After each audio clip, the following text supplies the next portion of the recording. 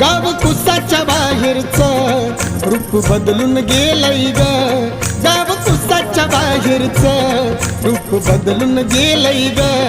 कालच्या महारवाड्याचं भीमनगर झालंय ग, कालच्या महारवाड्याचं भीमनगर झालंय ग.